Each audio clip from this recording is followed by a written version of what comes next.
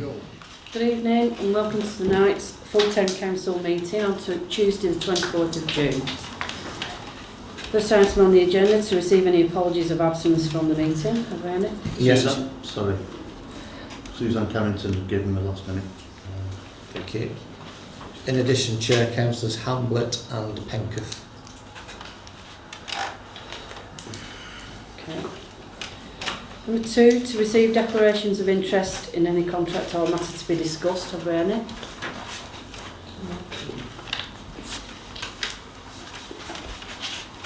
Right, number 3, to approve as a correct record the draft minutes of the annual meeting on the 20th of May 2025, which is on page 4. Yeah, on the rest.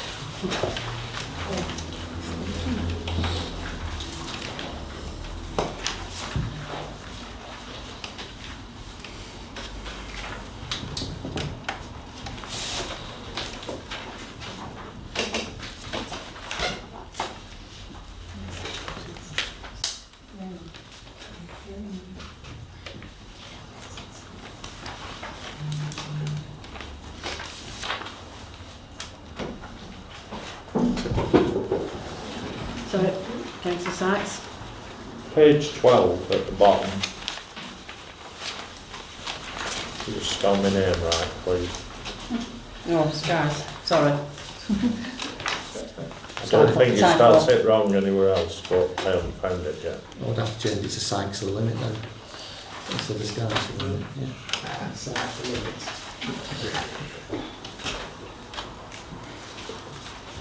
Under those, with that amendment, I'm happy to propose those. I'll second. All in favour?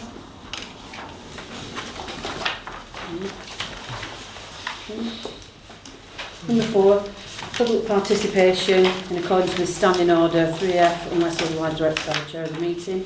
Period not exceeding 15 minutes to set aside to listen to matters raised by members of the public in respect of business on the agenda. And 3G, a member of the public shall not speak for more than 5 minutes. Anybody wishing to speak? Okay.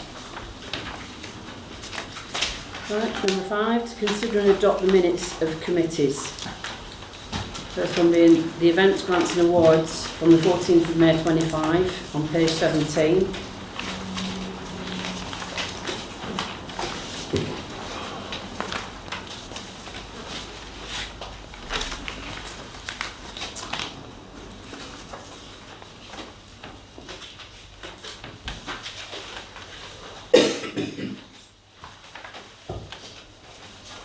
Yeah, I'm happy to propose. I'll second them. All in favour? Yeah.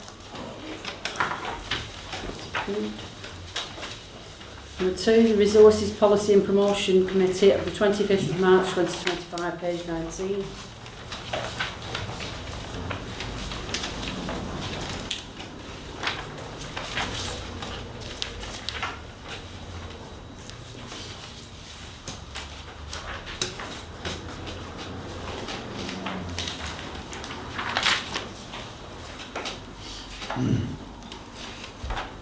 Sorry, opposed? Approval? Anybody second? Dennis? Yeah. All in favour? Yeah. Approved.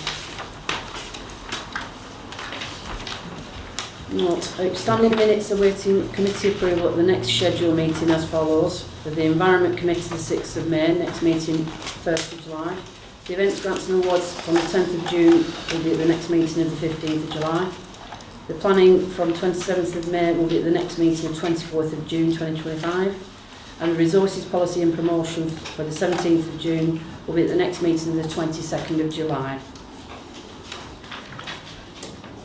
Number 6, the 2024-25 Annual Governance and Accountability Return, the AGAR, to approve the attached.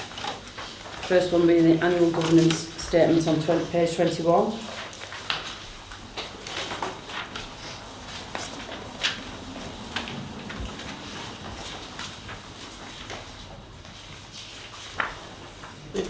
If I may share, it's Yeah. helpful to pages 21 to 23, inclusive, are all related.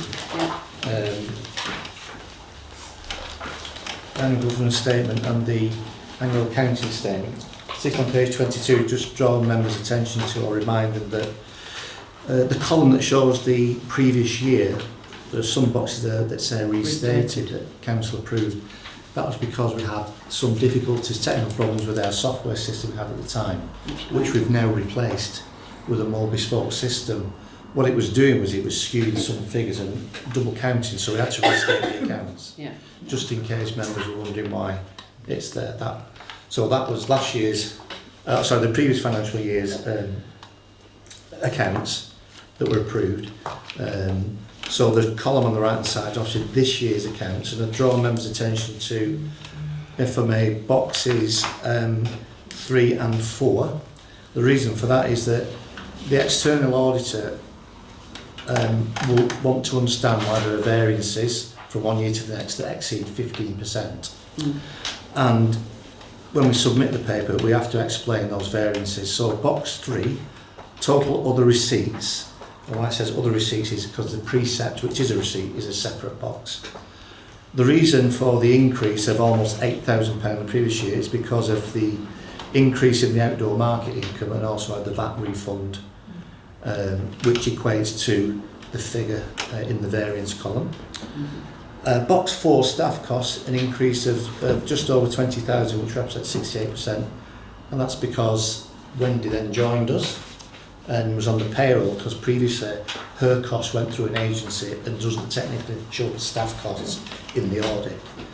So that's why there's a large percentage increase, but as I say, we are required to explain those variances, Chair, from year to year. Yeah.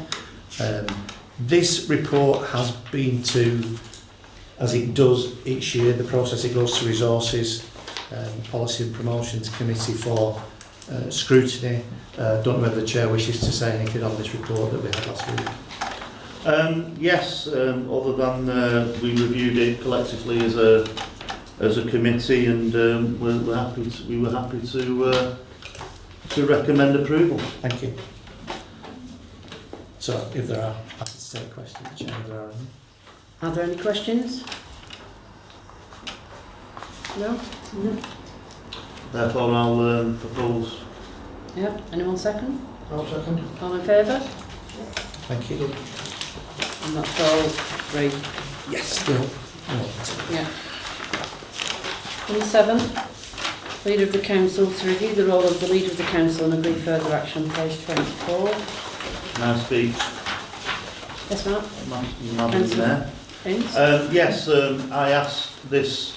So it's a new role, which I was imposed for 12 months, and it's been a huge honour to be voted back into the role this time again. I wear many hats. You know, I'm very proud of to wear all the hats I wear, but for me, being from Shaw and Crompton, this is the one that I take with pride the most. I just wanted to make a few. We did originally approve the document for the role and we amended it in December. I know, Yeah. but obviously it's a live document because it's a live thing. I just wanted to pick on a couple of things. So I just wanted to bring your attention to item 2 on the job description, as I call it. The leader is expected to be highly visible to the public, but will have no civic ceremonial responsibilities, which are the provenance of the mayor. It just needs to be included, or deputy, I believe.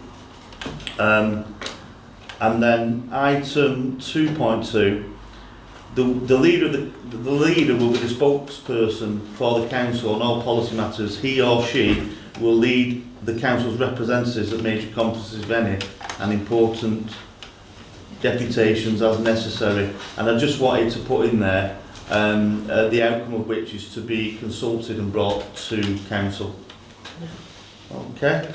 And then just relationship to members, which is 3. The leader will be the first line of control of any member who is behaving inappropriately towards colleagues or staff.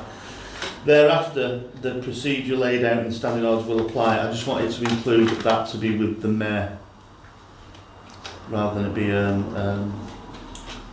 a sole thing for the leader. And that was it basically. That's just, obviously I've been doing the role and that was my view on it. And, Yeah. I just want to put them proposals. If I may, Trish, you mentioned the 2.2, Yeah, the report to council or relevant committees. 'Cause it may have to yeah, come to absolutely, committee. yeah. It might be, it may have to come to committee before it comes to the council. Yes, Then it to council. yeah. So, report to relevant committee, to Yeah. council, yeah? Right. Yeah.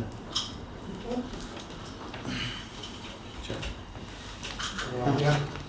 If I may, sorry, Councillor, would you mind just repeating that last one again, please? I think quite So Number three. I'll let my Number three, colleague me. Karen. You know about the 2.2, the amount? 3.1. Oh, the 3.1 is just to include the mayor, Leader and mayor. leader and mayor will be the first line of control with any member.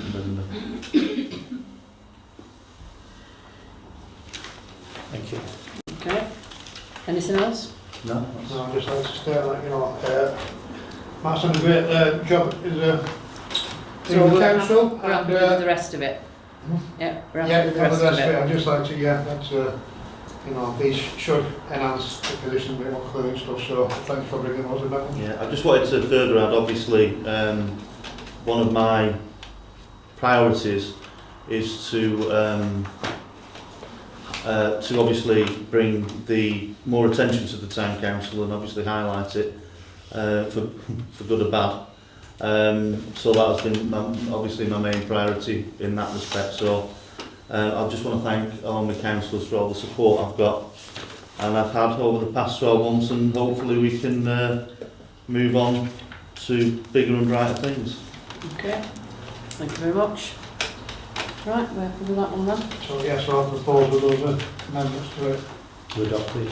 to adopt them, for the legal council. Maybe I'll a second that. Just a second. All in favour? Okay. With amendments.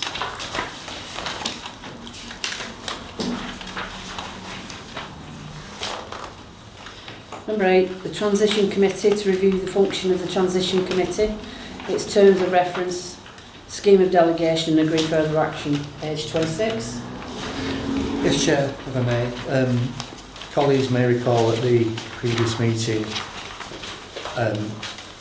it was agreed that despite approving the terms of reference of Transition Committee, it was subsequently proposed that that committee be dissolved.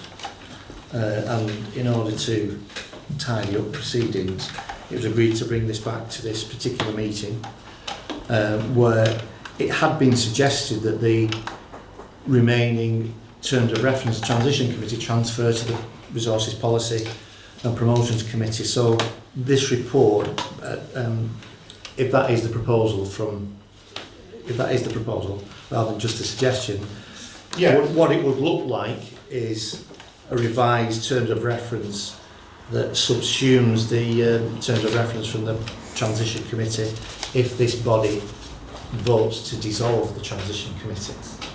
Yeah, so the proposal is to dissolve the transition committee with any outstanding business under the terms of reference from that committee be transferred over Yeah. to the resources Yeah. in that state, so the business can any activities can conduct and the terms of reference is dictated within by that will pass over to the resources.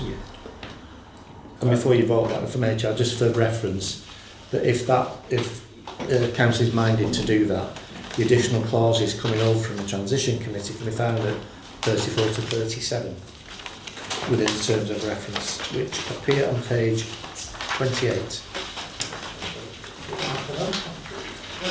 So if I could ask you that as a formal proposal. That is a proposal myself. Right. I'll second. Second. All in favour of it?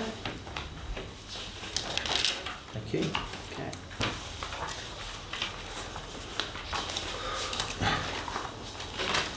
Number 9, the calendar of meetings 25-26, page 30. Again, if I may, Chair, obviously you just voted to dissolve the Transition Committee, which does not appear on the calendar. Yeah. No anticipation. And the other thing I'd like to draw members' attention to is something that was raised previously, that typically we tend not to have any sort of meetings from the middle of December onwards. So I think it may be in an oversight to have a resources policy promotions meeting on the day before Christmas Eve. So it would probably be prudent, Chair, to cancel that meeting,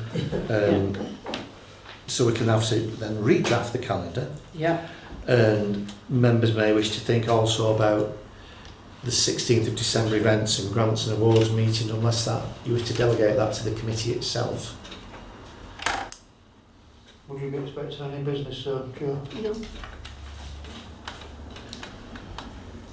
So I think it's I'm a- proposed that yeah. that meeting was Cancelled. cancelled.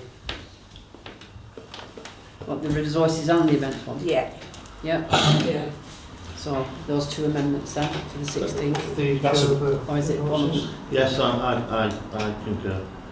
So that's a proposal to cancel the 16th of December events grants and awards committee on the Yeah. 23rd of December Resources. resources promotions Yeah. committee. So you propose and second? Yeah. All in favour? Yeah. Thank you. And just on that, Chair, I'll amend this and recirculate a final version to all members. Right, okay. Right, number 10, the draft volunteering policy. To review the attached draft policy and agree further action, page 31. Yeah, if I may, Chair, I'll defer this to the Chair of Resources Committee, but colleagues might remember there was a discussion around volunteering and this council trying to attract people to come and help support town council activities of various sorts, and it was agreed that we'd consider a policy on the matter, which we previously didn't have. Yeah, And this draft went to the Resources Policy and Promotion Committee last week, so I'll defer to Councillor Higgs to comment on that, please. Thank you, Chief Officer. Yeah, so the reasoning behind this was obviously, as a council, we're 100% committed to engaging with the community and also to get the community involved into more and more activities we've got planned, public events, etc.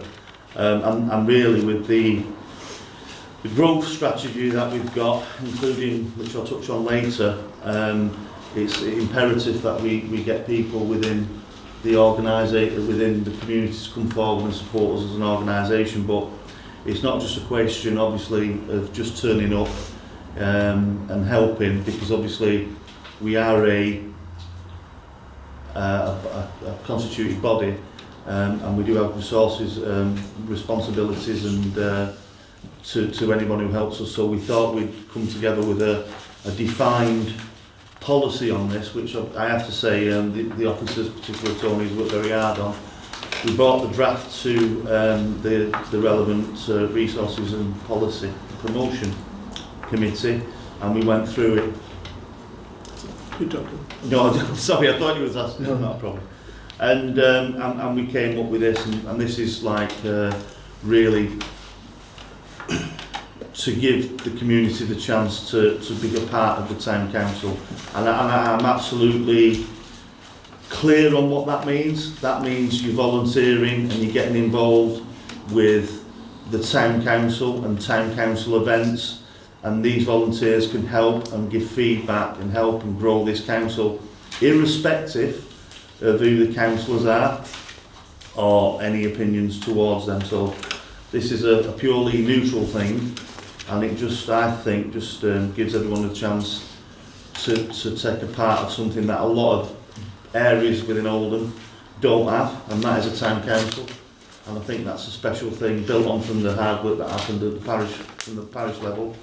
And I think that is a key thing, and I think, you know, we should utilise the opportunity that we have with the town council, but it is the people's council at the end of the day, and we want people to be a part of that. So that was the reasoning behind it. Like I say, we heavily scrutinised it. I've checked it again, and all the necessarily amendments have been included. So that's basically it from me. Thank you. Councillor Beeston? I've just got a few things. Just on 2.3, Who is the volunteer coordinator is my first question. And on the DBS check, I feel they need a DBS check, not it might be necessary to have a DBS check. That's my opinion. Yeah, just going back on that, the coordinator is who it is for that event or whatever, so it's not just to name one person, it is a specific person per event, say. Obviously, you know, we could say that could be a councillor, but it might be an officer or whatever, so that's why that is a bit ambiguous. In terms of the DBS check, well, I totally get on board what you say. I think we've made progress as this town council, as we've all had DBS checks. I can't say that about Oldham Council, unfortunately, although we can't say I have. But there is no legislative power to thing, and I just generally think why we've done it that way is obviously we have a duty of care and we have a safeguarding policy, thanks to the Chief Officer and Wendy.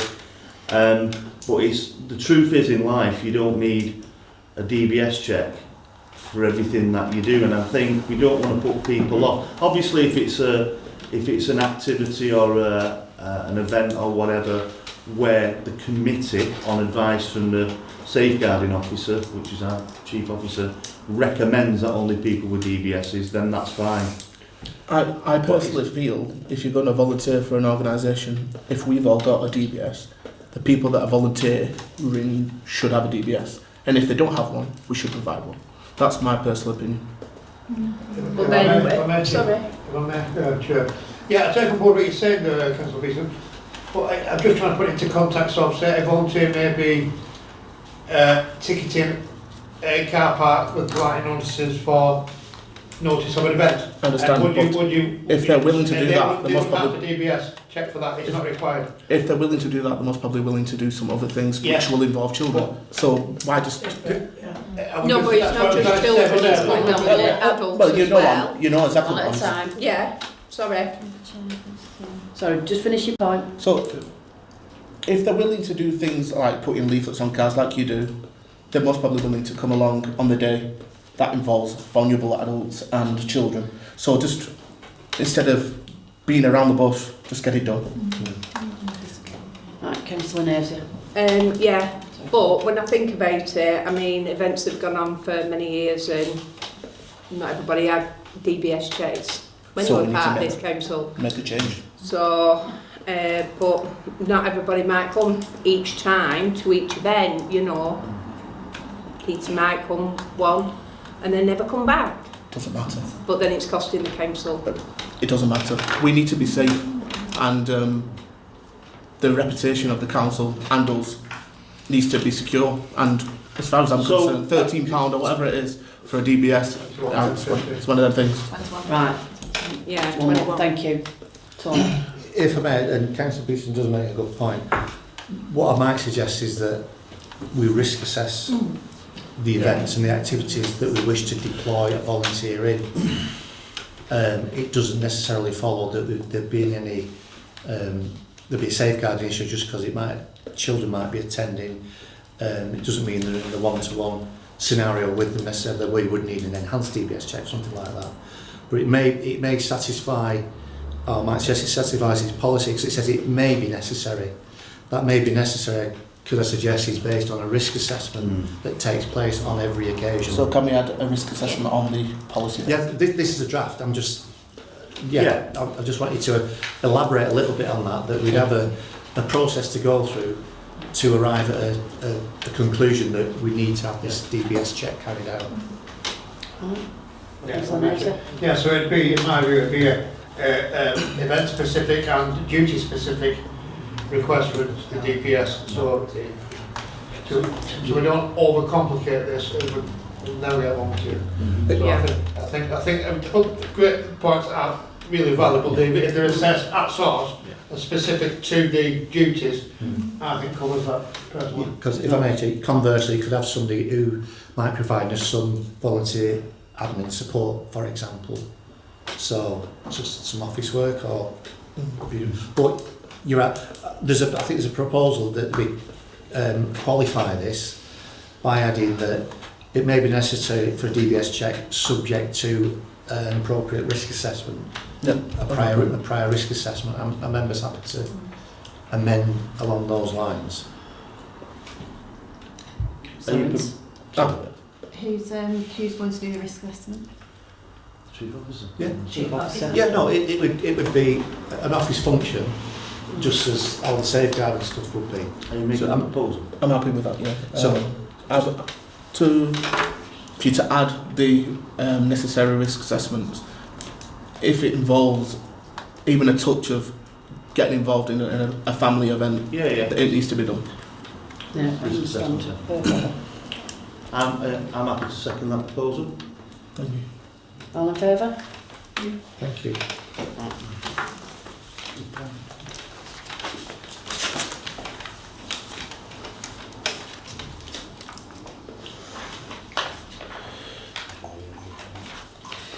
Right, number 11.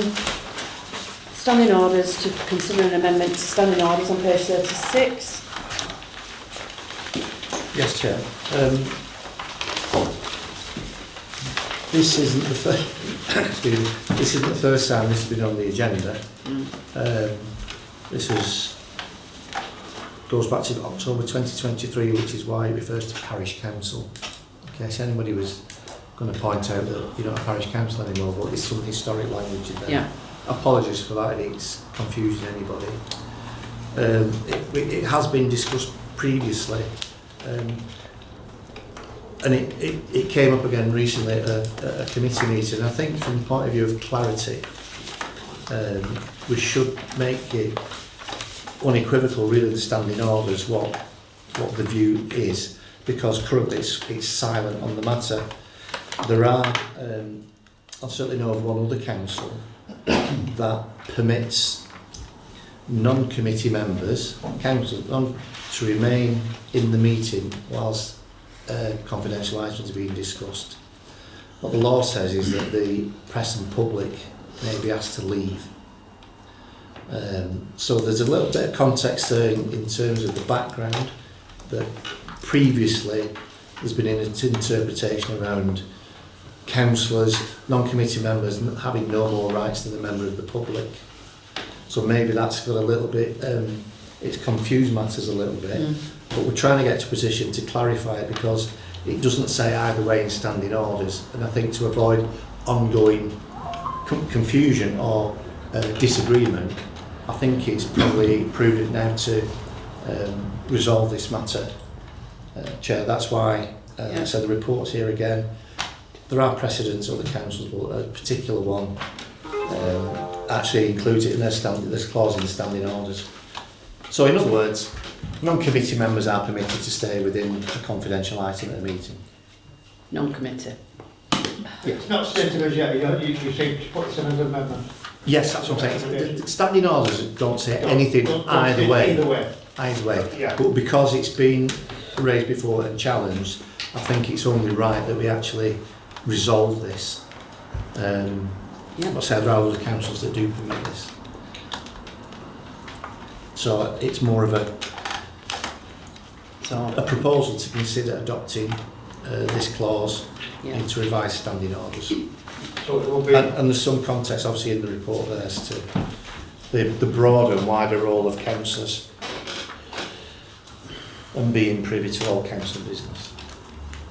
So as it stated there, it's, I'm saying when I adopt it, just states that it says it's this standing order 10, X1, X which would state that a non-member could stay on with it.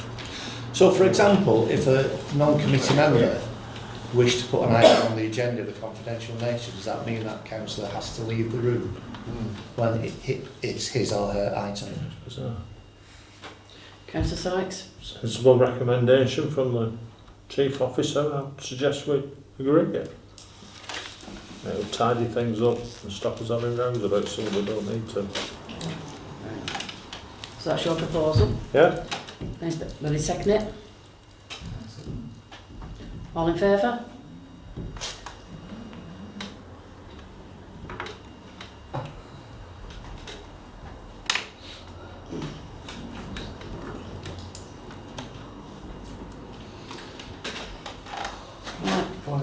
Against? Abstains?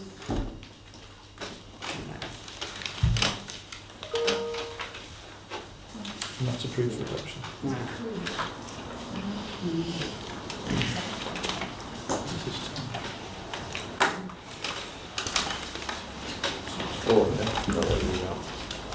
Number 12, to consider verbal reports from A, the Mayor of the Council. 38.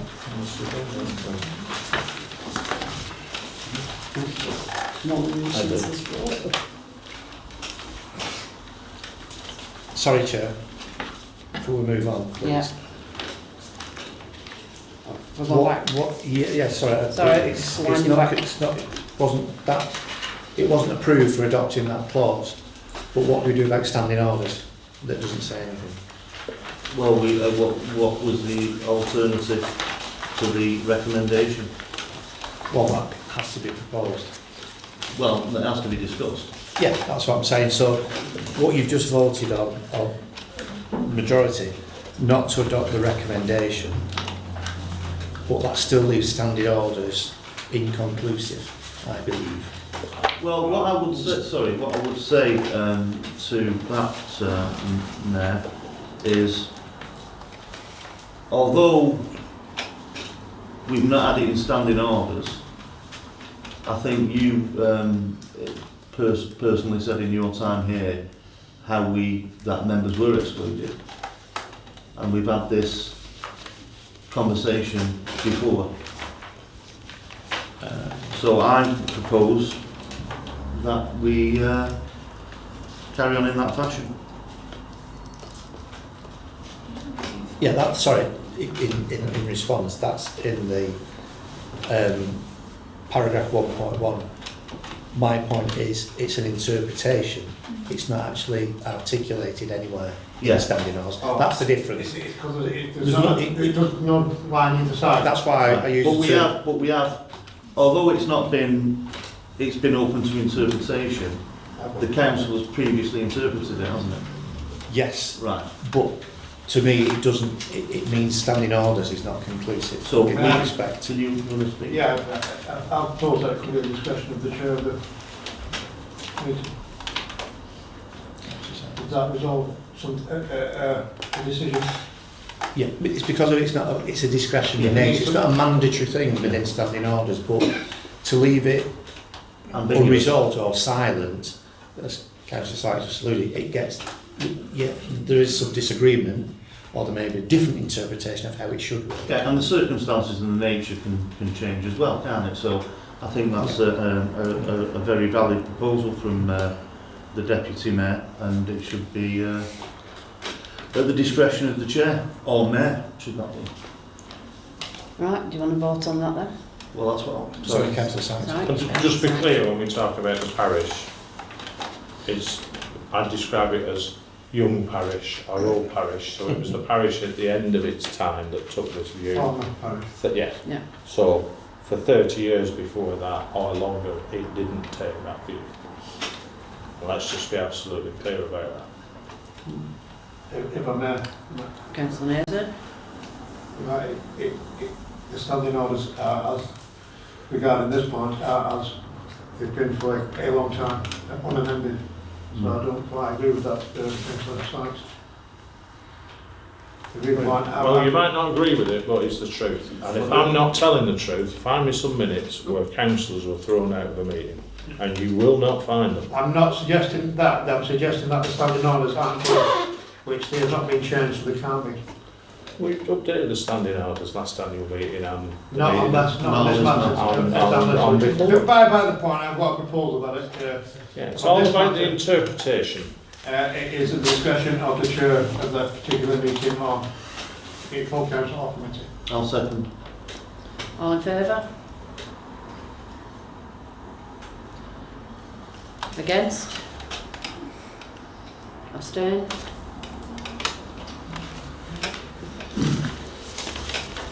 Thank you.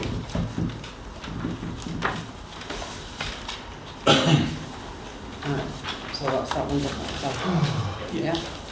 Thank you. Alright. Back to 12. To consider verbal reports from A, the Mayor of the Council, B, the Council Leader, C, Borough Councillors, D, Town Council Representative on outside bodies, and E, the Chief Officer. But no, got to say, Well, who's the Yeah, well, obviously I'm all newly into this role and haven't been into this for the last few weeks. Still finding my feet and everything. Hopefully we'll go forward and try and progress further with the council with a positive outlook on everything. We know there are difficult things which are coming about and are all set ready here, but as a whole, as a council, all council members hopefully we'll work together and help with residents to go forward and try and help get progression and improvement with Shaw. Obviously, I did just miss the planning committee meeting, unfortunately, about the doctor's surgery, as was. But, like I said, with residents working together with councillors, hopefully we can get forward going to the future. That's all I've got to say at the moment. Probably might have a bit more down the line, but I'm just new into this. So thank you. Thank you, Mayor. Is it Mrs. Mayor? Mayor. Chair.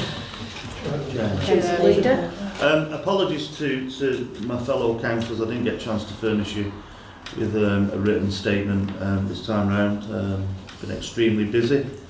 However, I do have a few things I would like to report, and if anyone wishes to ask questions on. Finally, we managed to get the flower planters in situ, all 98, and that is the new arrangement within Oldham Town Council. Without going into the sensitivity of it, it's saved the council some money, not an unreasonable sum, and it's also freed up ward councillors who previously contributed out of their ward budget towards it. So now, in essence, ward councillors have got more money to use for good causes as they see fit. So it's a win-win, irrespective of what political line you follow, if you will. So I'm happy for that as for the town council. And the lifelong learning situation, it's now with legal. I just want to ask the Chief Officer, please. Yeah, I was going to come to that on mine. We're at the situation now where both parties have reviewed the proposed lease. It's still in the draft form. I've been asked for comments on those, which it's only a 42-page document, so it won't take long to go through to feedback back to our solicitor, because then they will have a subsequent conversation with OMBC solicitor, and that's nearly completed. We understand that once the agreement's in place, we can turn round the formal engrossment or document for signing within a relatively short period of time. I think in the region of a week it's been indicated. So we're getting towards the end of that process, but as you can imagine, with regards to legal documents, have to be scrutinised in great detail. Yeah. Just to add to that, just so everyone's fully clear on how we're going to progress with this. Once we've signed the lease, we will not be moving in immediately, although we will be using the town hall as we will. It will be rechristened, should we say. The building requires quite some significant work to be carried out of it. It's been a bit run down, and we've agreed with Oldham Council a process to do some renovations, which includes a purpose-built chamber for council to represent this, which will obviously represent our heritage and who we are as a community. One of the first events we want to put on will be a celebration of Shaw and Crompton in terms of who we are and our heritage, and we're going to have a big exhibition in terms of artefacts, stories and celebrations, and we thought it might be an idea to get a couple of, do it like on a bit of an antiques roadshow basis and get some maybe people come along and assess what people have brought and do a living document through video of people's memories, etc., etc. So, and then once we're in, we're going to move on to the next process, which will hopefully it will become an asset of the council itself. Just moving on to our other big project that we've got up in High Crompton Park, and this is, for those who don't know, there is a vacant building, a vacant toilet block near the bowling hut, and the bowling hut is not really a bowling hut, it's a porta cabin with an outside loo. So we're working as a town council with OMBC to take ownership of that, renovate it and turn it into a community space, which will also have an attached cafe and a bistro. We're committed to replacing the temporary bowling hut, although it's been there for about 10 years, to something more purpose-built. So where we are with that, we're moving at pace with that. We're currently putting together a comprehensive business plan with a partner who is a local CIC who does Meals on Wheels. So it's planned for them to operate there to serve the community, which is great stuff. People might not know what CIC is. A CIC, anybody want to explain what CIC is? You know better than me, Sarah? It's a community. It's a non-for-profit. It's not for profit. It's a non-for-profit organisation that It's puts. not 100% on they have a certain percentage of what do you call it? It's community interest. It's community interest based, yeah. Community interest company. Community interest company, thank you. Yeah, so we are with that. So we've commissioned some drawings and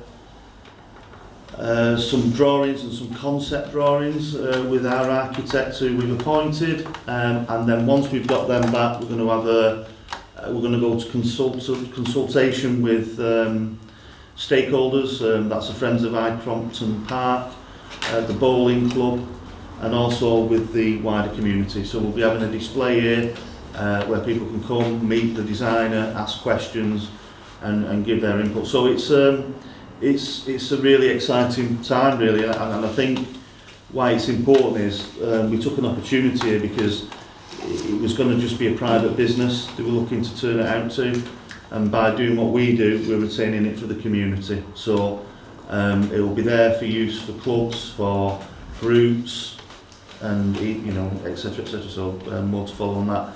The last thing I'd like to report on is the council, and as part of my role as leader, I've been offering support to a group of local residents regarding a significant injustice, in my view, regarding their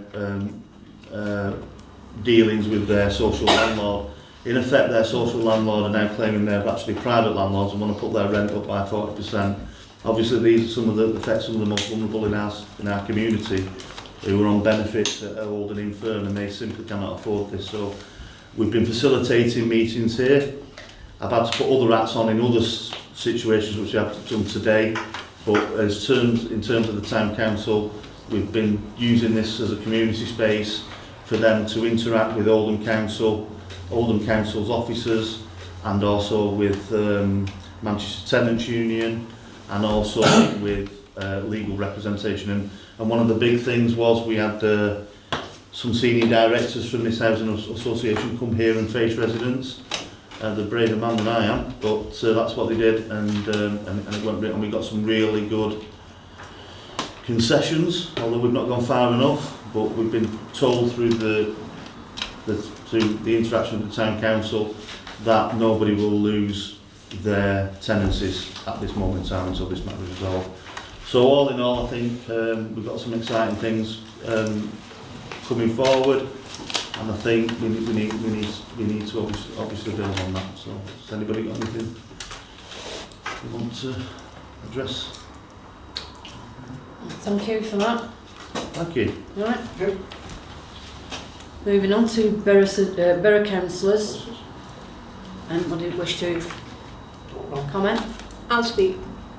Lisa Naylor. So I was dealing with a lady who came to my house, and she asked me well, she told me that a baby was taken away from her back in the 1970s. And I went up to Crompton Cemetery. I actually managed to find her grave where her baby is. Then I found out it's a public grave. It's not just got babies in, it's got adults in and young children. I think there's 8 or 9 of them in this grave. And what else I found out is that's not the only grave. There's many of these public graves up at Crompton Cemetery. So I've not spoke about it. I've kept it to myself, but I'm pleased to tell you that it's been approved by Oldham Council and it's been signed off. And moving forward, I don't know how long it'll take, but it's in the process now, and the headstone will be done. It's not going to represent just this lady's, it's an headstone for everybody that's in a public grave within Crompton Cemetery. So I think it's a bit good news story. Brilliant. I just want to add to that because it's absolutely great news what Lisa's done on this. She's worked very, very hard on it. And I just wanted to reiterate why it's relevant here is because it's the Town Council who are actually funding the monument. So, yeah, thank you. Well, thank you for that. Anybody else wish to add? As a Town Council representative, I'd just like to congratulate a few troubles in the last term of the outside, the representatives not being contacted by the outside bodies. I'd just like to update that I've been contacted by the Standards Committee from all their meetings this year, which I'm a representative of. And unfortunately, the first meeting was tonight, so I had to decline. But I will represent our town at the next meeting. So I can just say that now. Anybody else wish to add? With the Friends of Double Park, we had our annual dog show last Sunday, which was a very good success. I believe so. I would like to say a massive thank you to the members of the public that attended and all the volunteers that we had also. The weather stayed dry for most of the event and then decided for the last 10 minutes to throw it down. But yeah, it went very well, thank you. Good. Our next event is on Bank Holiday Sunday, August Bank Holiday Sunday, which will be a soapbox derby. So Sorry. a soapbox derby. Right. So there is advertisements out. It will be advertised more. It's on this one. And we're asking mainly organisations to make soapbox to time themselves going down a track. If anyone wants to volunteer, we will need volunteers for that. You should do a town council one. And also businesses can sponsor also by purchasing a banner to advertise their business or whatever they want to on the day. All they need to do is contact the Facebook page or myself and we can solve that. Thank you. Thank you. Yeah. Great stuff. Anybody else got anything? Well, finally, the Chief Officer. Or I think you've done that, Chair. It would have been an update on the lease negotiations and the work with solicitors. So I've already put that. Thank you, Councillor Sykes. Councillor Sykes. Could I just ask, so if we're getting close, what is the council decision process for the lease? It comes back in. It comes to full council. Yeah. Yes. And will that be an open item or a closed item?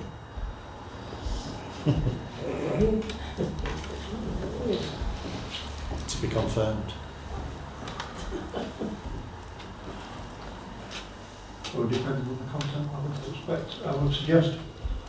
If there's any sensitive, if there's any sensitive content within the lease, I would suggest it. That would I think it should be a closed item because it'll have bits and bobs in it. Unless you're going to write it, which you may wish to do, and could I suggest in 2 halves, you could do the one in open where we make the principle and you have the detail and some of the numbers in part 2. Would be my suggestion how you present it. Thank you, Councillor Sykes. Forward. So will we be calling a special meeting to do that then? Obviously, it depends on the time. It does depend on the time, but yes, potentially there would be an Okay, extra meeting. thank you.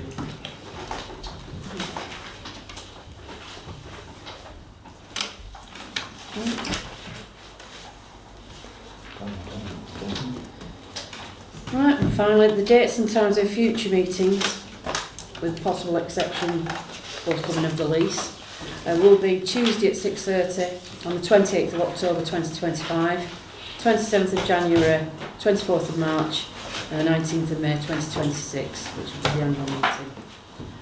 And with that, meeting's closed. Thank you. Thank you.